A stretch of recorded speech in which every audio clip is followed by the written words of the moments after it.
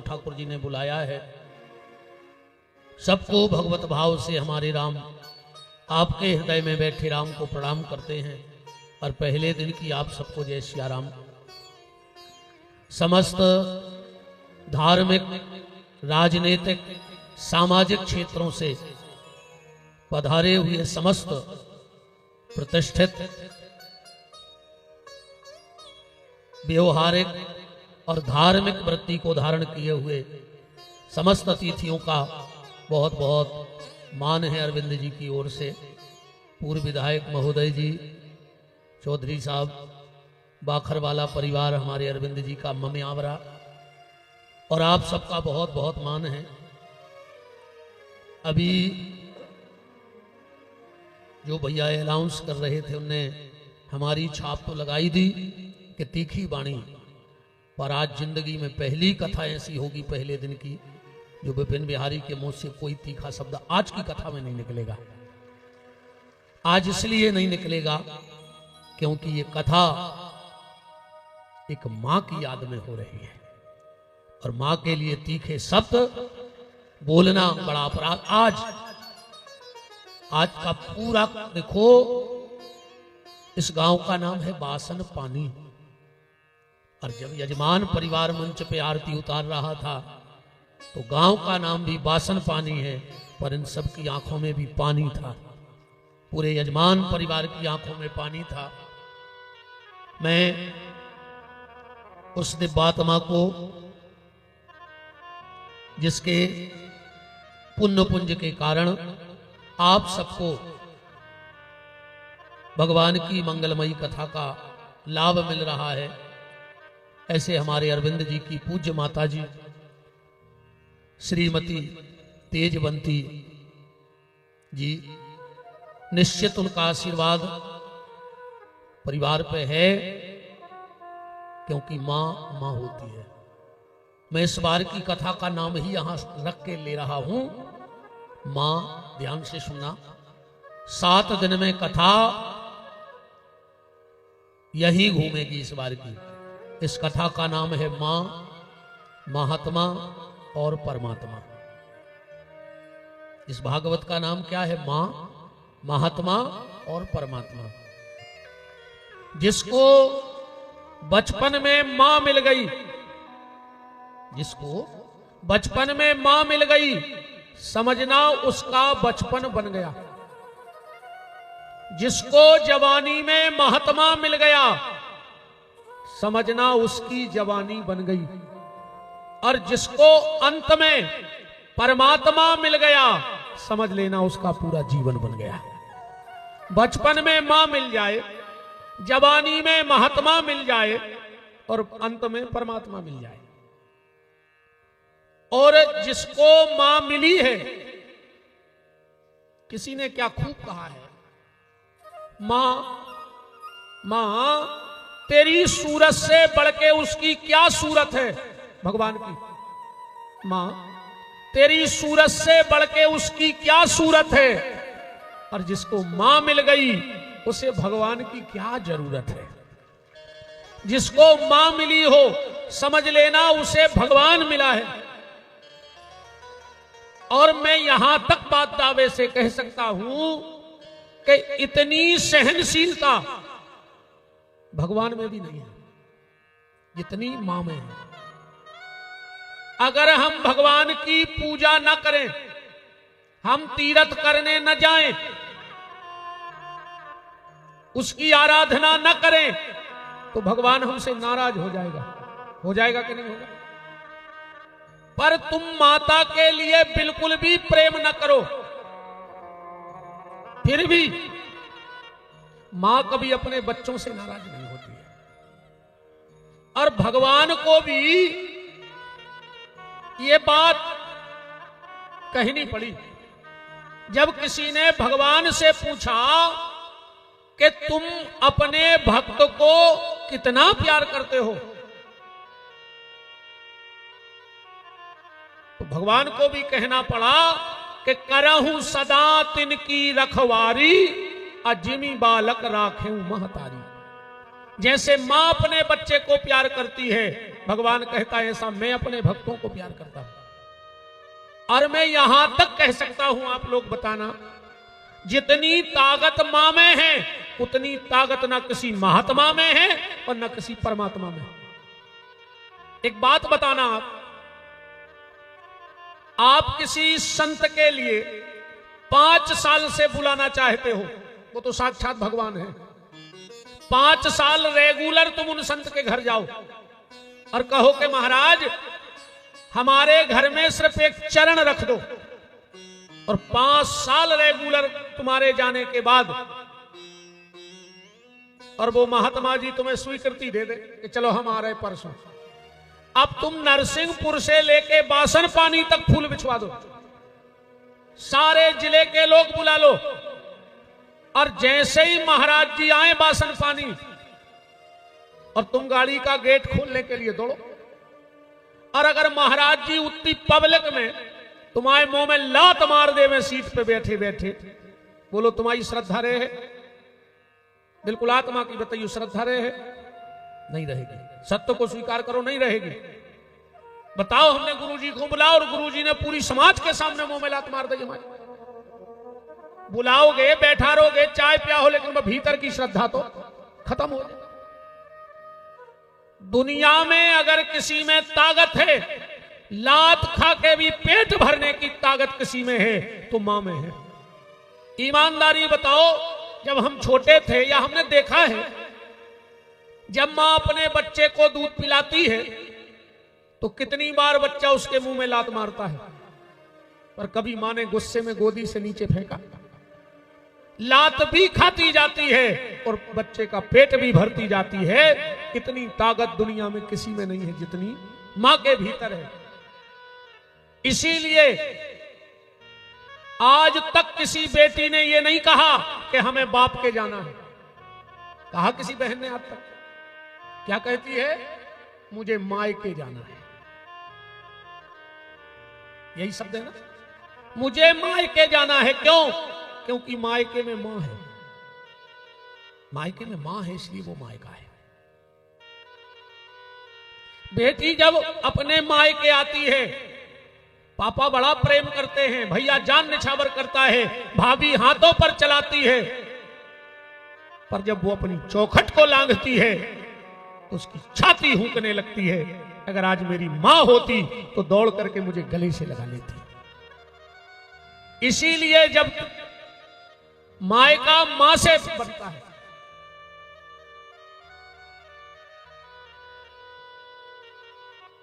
मैं बहुत हृदय से धन्यवाद देता हूं अरविंद जी आपके लिए कि आपने मंच पे वो शब्द लिखा है, वो शब्द लिखा है कि परमात्मा भी प्रसन्न है और महात्मा भी प्रसन्न है, क्योंकि यहां मां लिखा है।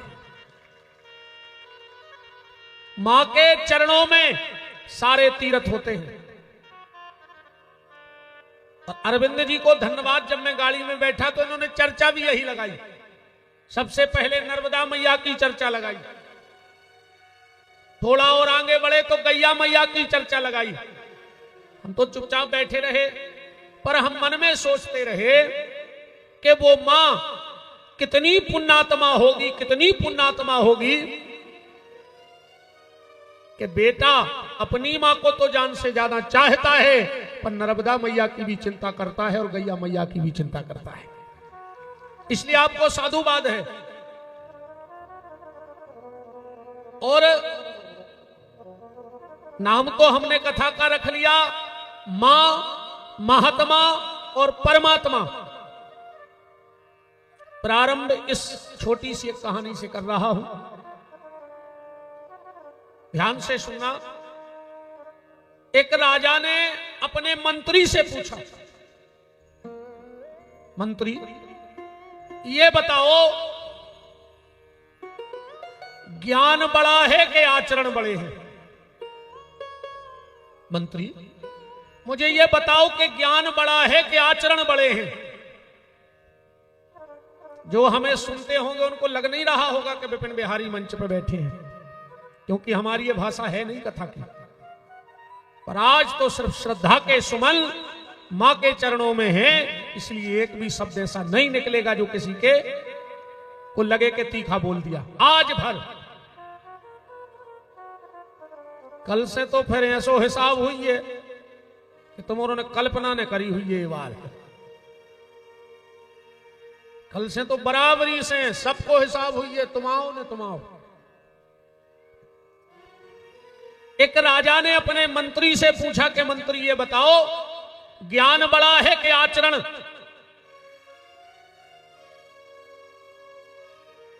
मंत्री क्या बताता बेचारा। बोले राजा साहब 2-4 दिन का हमें टाइम दे दो, हम बताएंगे कि ज्ञान बड़ा है कि आचरण। वहीं राजा के गुरुजी बैठे थे। गुरुजी ने कुछ नहीं कहा, गुरुजी ने कुछ नहीं बोला। मंत्री रात में गुरुजी के पास गया, बोले गुरुदेव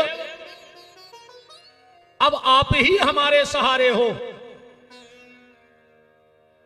ए भैया हरो, बिल्कुल नहीं, ऐसी भी लगाम नहीं लगी हमें।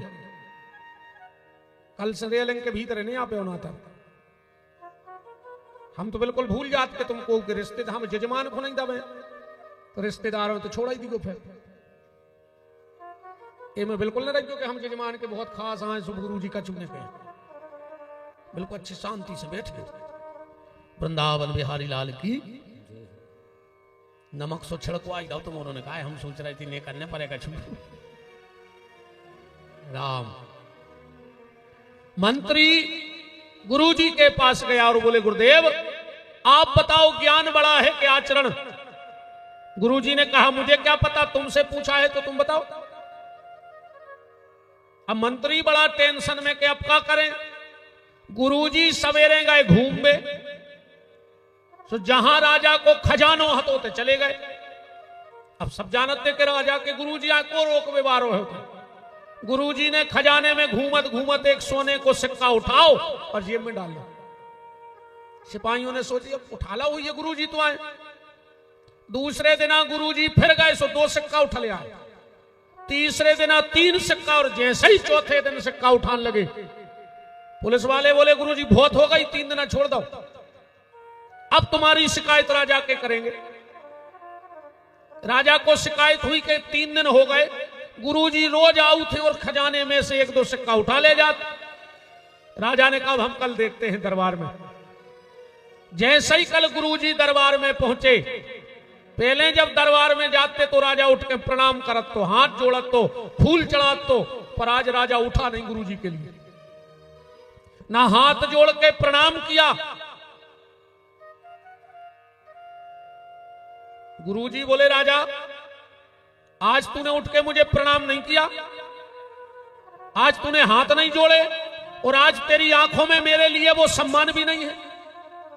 राजा बोले गुरुजी मोने खुलवाओ सबके सामने, तुम 3 दिन से चोरी कर रहे, तुम्हें शर्म ना लगी? अब फिर भी तुम चाहते हो कि हम तुम्हारा सम्मान करें? राजा इसके पहले कुछ और कहता। गुरुजी बोले राजा तुमने मंत्री से पूछा था कि ज्ञान बड़ा है कि आचरण, तो सुन लो ज्ञान उतना बड़ा नहीं है जितने बड़े तुम्हारे आचरण हैं। गुरुजी हम बेईआए, ज्ञान हम में उतना ही है, पर 3 दिन हमारे आचरण गलत हो गए, सो तुमने हमारा सम्मान कर वो बंद कर दो। ज्ञान में हमारे कुछ कमी आ गई। आचरण बात यह नहीं है कि तुम कितना जानते हो, बात यह नहीं कि तुम कितना जानते हो, बात यह है कि तुम कितना मानते हो। ज्ञान तो अपन सब में है, हम भी लाल बुजक्कड़ और तुम्हारे भी लाल बुजक्कड़, तुम्हारे सब अपने आप में लाल बुजक्कड़ हो और हम भी हैं। पर बात यह है कि क्या हमारे खाली उच्चारण अच्छे हैं कि आचरण अच्छे हैं? उच्चारण भले गलत हो जाए पर आचरण गलत नहीं होने चाहिए। कई बार लोगों के उच्चारण बहुत अच्छे होते हैं पर आचरण गलत होते हैं। तो क्या मतलब उस उच्चारण का? हमारे आचरण कैसे बनेंगे, उसके लिए हमें 3 लोगों की आवश्यकता है, मां की, महात्मा की और परमात्मा की। 3 लोग हमारे जीवन के आचरणों को शुद्ध करेंगे। इन 7 दिन में हम लोग श्रीमद् भागवत कथा के माध्यम से भगवान से जुड़ने का प्रयास करेंगे। इसमें 18,000 श्लोक हैं, 365 अध्याय हैं और 12 स्कंद हैं। भागवत जी को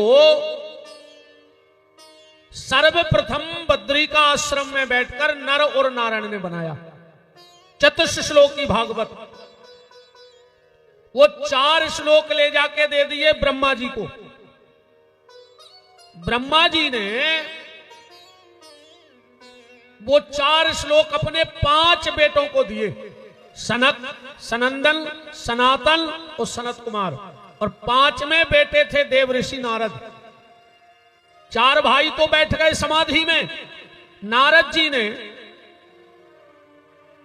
ये 4 श्लोक ले जाकर के श्री वेद व्यास जी को दिए और वेद व्यास जी ने उन 4 श्लोकों के 18,000 श्लोक बना दिए। कब बनाए? एक बार देव ऋषि नारद व्यास जी के यहां पहुंचे। व्यास जी बड़े चिंता में बैठे थे। बस बहनों 5-7 मिनट और बैठो, मुझे पता है कि आज 5-7 मिनट बस हम आरती करवा रहे।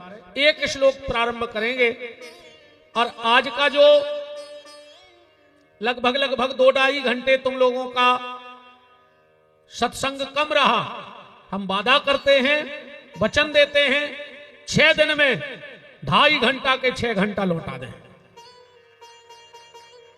बिल्कुल कमी नहीं रहेगी कल से।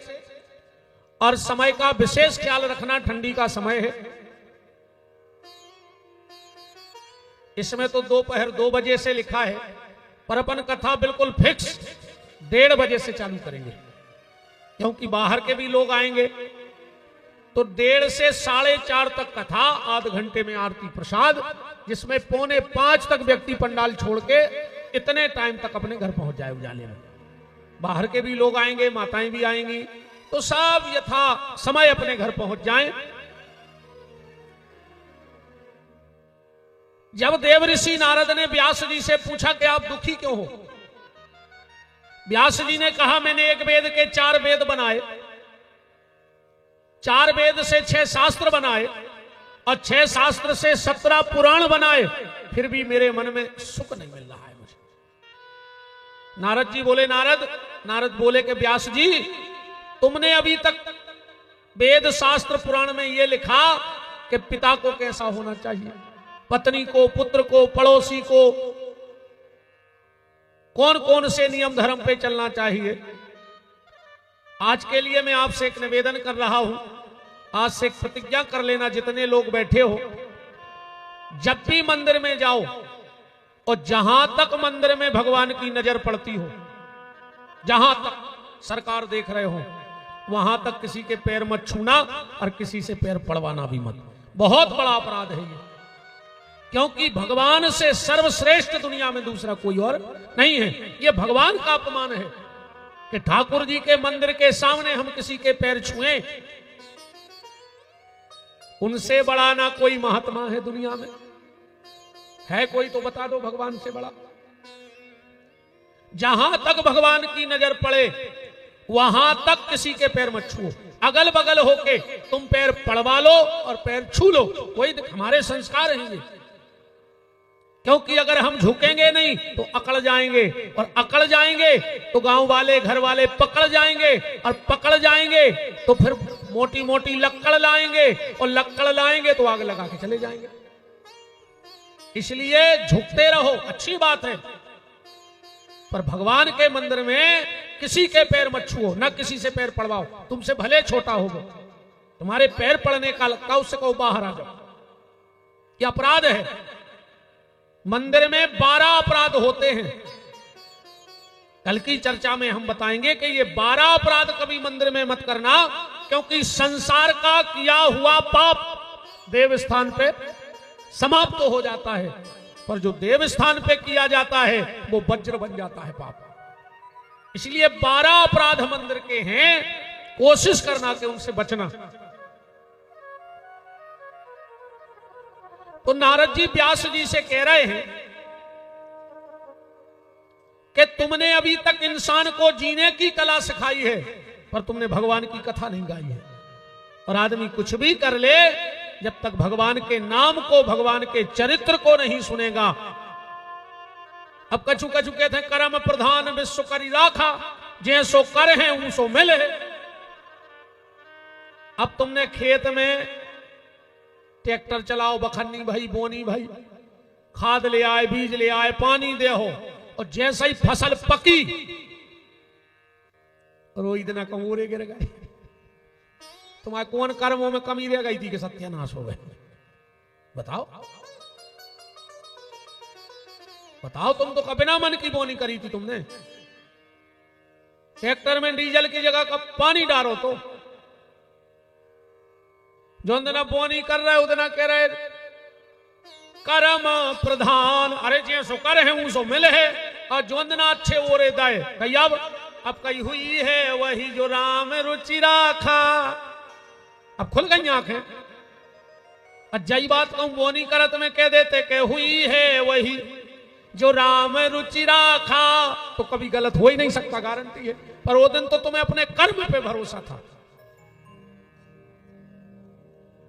भगवान के बगैर चरित्र, बगैर गुणानुवाद, बिना कथा कीर्तन के व्यक्ति भव से पार हो ही नहीं सकता है। व्यास जी ने कहा तो हम क्या करें? बोले तुम भागवत जी बनाओ। फिर 4 श्लोक दे और उन्होंने 4 श्लोकों के 18,000 श्लोक बनाए। उन्होंने वो कथा सुखदेव जी को सुनाई, सुखदेव जी ने परीक्षित को सुनाई, और सूत जी ने सुनी, और सूत जी ने 88,000 ऋषियों को सुनाई। और आज वही कथा बासन पानी में आ गई है। तुम्हारों के लिए बासन तो है, पानी तो है, पर खाली बासन को कर होगा तुम्हें खा बेबे तो हुए बासन में। नहीं ऐसे बासन लाए कहां फिर हो जाए बताओ। बासन होए, पानी होए, रो में कछु बनावे ने होए, तो का काम को बासन, का काम को पानी। तो बासन भी है, पानी भी है। कल से इस बासन पानी में इंसान बनाने का काम चालू हो जाएगा। तुम्हें अच्छा इंसान बना करके जाऊंगा। एक बात अंतिम आज की जा सुन लो। हमारी कथा में ने स्वर्ग आए ने नरक आए, ने हम स्वर्ग गए आए और ने हमें कोनो स्वर्ग जावे वारो होवे तक मिलो आए। और तुम्हारे नरसिंहपुर जिले में अगर कोनो लोटो होए तो 6 दिन में हमें मिलवा दियो कि भज्जा बहुत पावरफुल हते, जी रहे स्वर्ग में 1 महीना, अब ही लौटे हैं। चलो स्वर्ग वारों ने मिले तो नरक वारों बता दियो कि जी रहे 6 महीना नरक में। बहुत निवेदन के संगे हम कह रहे हैं, ने स्वर्ग के सुख को लालच करो और ने नरक के दुख को भय करो। तो फिर क्या करना है? तुम्हें जीते जी अपने घर को, अपने परिवार को, अपने समाज को, अपने गांव को, अपने राष्ट्र को स्वर्ग बनाना है। जीते जी स्वर्ग बनाओ ना, यही बासन पानी में जीते जी स्वर्ग की कल्पना करो। मारबे के बाद कुछ नहीं होए। पूरी जिंदगी मार गए, भूखों फटे जूता पहन रहे, फटे कपड़ा पहन रहे, कई स्वर्ग खो गए। वो तक वो देखो कहां का करेंगे, हम बंद कर देगा था, हम खबर नहीं देती है। हम बहुत खबर कर रहे थे, मनो तो क्या पता का हो जाता है। आज हम बहुत खबर करें कि हमें सद ने चढ़े। हाँ, आज बिल्कुल सीधी सीधी बात है। तो ना हमारी कथा में स्वर्ग का लालच है, ना नरक का भय है, पर गारंटी है अगर सत्संग से जुड़े रहे, कथा से जुड़े रहे, तो जीते जी तुम्हारे घर को स्वर्ग बना देंगे। और ऐसा तुम्हें कोई काम नहीं करने देंगे जिससे तुम्हारा घर नरक बन जाए। बस व्यास गद्दी की बात को मान लेना। सच्चिदानंद रूपायो विश्वोत्पत्त्यादि हेतवे तापत्रय विनाशायो श्री कृष्णाय वयम नमः। जो सतचित आनंद परमात्मा है, उन बांके बिहारी श्री कृष्ण के चरणों में प्रणाम करते हुए आज की कथा का विश्राम और प्रारंभ भी इस श्लोक से है। बहुत बहुत धन्यवाद आप सबके। जब ये हमारी बहनें मंगल कलश लेकर चल रही थी तो ऐसा लग रहा था जैसे राजा दशरथ की बहुएं अपने माथे पे मंगल कलश लेकर के और वशिष्ठ ऋषि के आश्रम में जा रही हो। और बहनों, तुमने अपने माथे पे मंगल कलश रखा है, अब इस माथे में कभी अमंगल विचार मत आने देना, तब तो मंगल कलश का मतलब है। कल से कुछ नहीं, कल आज कुछ नहीं, आज कुछ नहीं, आज तो सिर्फ मंगल कलश रहे हुए, कल से तो हम बते हैं फिर। आज तो अब सीताराम है। चलिए तो वाणी को विराम ना हम भूलिए हैं फिर, आज हम नहीं चाहते, क्योंकि फिर मैं पुनः एक बार कहता हूं, मां है तो सब है, और मां कभी अपने बच्चों को छोड़ती नहीं है। आशीर्वाद उनका निरंतर सिर पे रहता है। दुनिया के जितने रिश्ते हैं उन सब रिश्तों में मां से रिश्ता 9 महीने पहले का होता है। आदमी सब कर्ज चुका सकता है, यहां तक कि पिता का भी कर्ज चुका देता है। जिस दिन तुम पिता को मुखाग्नि दोगे, जाने के बाद क्रियाकर्म करोगे, श्राद्ध तेरहवीं पूजन पाठ करवाओगे, अस्थि संचय करके विसर्जन करोगे, पितरों में मिला दोगे, समझना तुम पिता के ऋण से उर्ण हो गए। पर दुनिया में इन 6 दिन में आप जितने बड़े विद्वानों को जानते हो, उनसे फोन करके पूछना, किसी पुराण में कोई ऐसा लेख आया है कि व्यक्ति मां के कर्ज से उर्ण हो जाएगा? और हो तो हमें मैं इस लोक संख्या के कागज ले आना कि महाराज जी फलाने महाराज जी ने बताया, इस ग्रंथ में लिखा है कि ऐसा काम कर लो तो मां के कर्ज से उर्ण हो सकते हैं। दुनिया का ऐसा कोई उपाय नहीं कि मां की बस हाँ ब्याज चुक सकता है। उसने तुम्हें दूध दिया है, तुम उसके लिए धूप देते रहो, उसके लिए तर्पण करते रहो तो ब्याज चुकता रहेगा, पर मूल ममता का कभी कोई चुका नहीं सकता है। बहुत बहुत साधुवाद अरविंद भैया, तुमने बहुत अच्छा काम किया। इससे बड़ा एक माँ के प्रति समर्पण, माँ के प्रति भाव और माँ के प्रति श्रद्धा कोई नहीं कि माँ तो कथा सुन रही है, पर माँ के साथ कितने महात्मा कथा सुनेंगे, कितनी माताएं कथा सुनेंगी, किन किन का जीवन बदलेगा। यही काम माँ का होता है कि वो जीवन को दिशा और दशा दोनों बदल देवे। उसके लिए साधुवाद। अब भगवान की मंगलमयी आरती। अब हो जाओ खड़े, और का आदमी तो चुनाव में खड़ो हो जाते, तुम्हारे आरती में नहीं हो रहा है। तो जब तक आरती जले हमारे यजमान जी, अच्छा यजमान जी को भी अच्छो नाव खीर सी, अभी में काजू किशमिश बादाम हम डाल रहे हैं। बहुत बहुत। तो जब तक आरती जले हमारे मुख्य यजमान श्री खीर सिंह जी, अरविंद भैया और समस्त यजमान परिवार, आप सभी वरिष्ठ श्रेष्ठ जन खोलिए हाथ, बोलिए हमारे साथ कि जिनका रखवाला है राम, उनका कौन बिगाड़े काम। जिनका रखवाला है राम, उनका कौन बिगाड़े काम। कृपा करे जब श्याम सलोना, माटी भी बन जाए सोना। कृपा करे जब श्याम सलोना, माटी भी बन जाए सोना। निर्बल बलशाली बन जावे, दुख दारिद्र निकट नहीं आवे। निर्बल बलशाली बन जावे, दुख दारिद्र निकट नहीं आवे। मेरे प्रभु की लंबी भुजाएं, अपने दास को सदा बचाएं। मेरे प्रभु की लंबी भुजाएं, अपने दास को सदा बचाएं। सबको मिल जाए आराम, जिनका रखवाला है राम। उनका रखवाला है राम, उनका कौन बिगाड़े काम। दोनों हाथ ऊपर उठाओ, बोलो हमारे साथ। हे मेरे नाथ, मैं आपको कभी न भूलूं। हे मेरे नाथ, मैं आपको कभी न भूलूं। हे मेरे नाथ, अब तो दया करो। आइए समस्त यजमान परिवार, अरविंद भैया की छोटी बहन, हमारी भी बहन है छोटी, जिला पंचायत उपाध्यक्ष, वो भी आरती में सम्मिलित हों और आप सभी आरती में सम्मिलित हों। राम।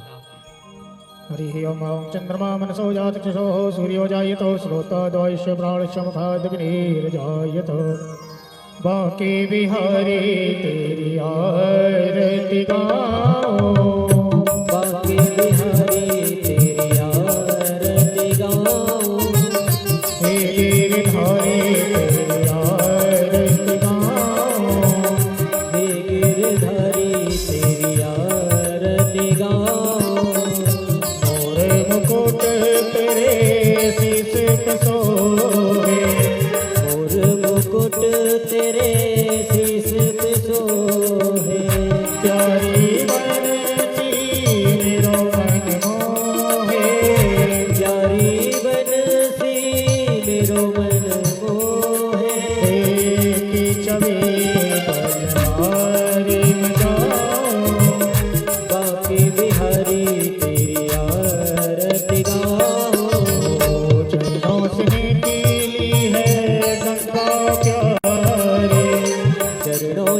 निकली है गंगा प्यारी, जिसने सारी दुनिया तारी, जिसने सारी दुनिया सोने चरणों में शीश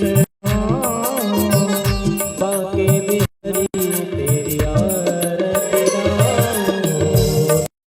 नाथ के नाथ आपे हो, काशीनाथ के नाथ आप हो, सुख दुख जीवन प्यारे साथ आपे हो, सुख दुख जीवन प्यारे साथ आप हो। छोड़ आपे को नाओ, बाके बिहारी तेरी आरती गाऊं। कर्पूरी गौरम करुणावतारम संसार सारम भुजगेन्द्रहारम, सदा वसंतम हृदयारविंदे भवानी से तम नमामि। हो मंदारी माला संताली काल कपाल माला चित्ते घेरायो, दिव्यंबराय च दिगंबराय नमः शिवाय च नमः शिवाय, नमः शिवाय च नमः शिवाय। नमः शिवाय च नमः शिवाय। ओम मारार्थ कुंभ मुनिदाय जलेन शीतले ग्रणम देवादिवंदनम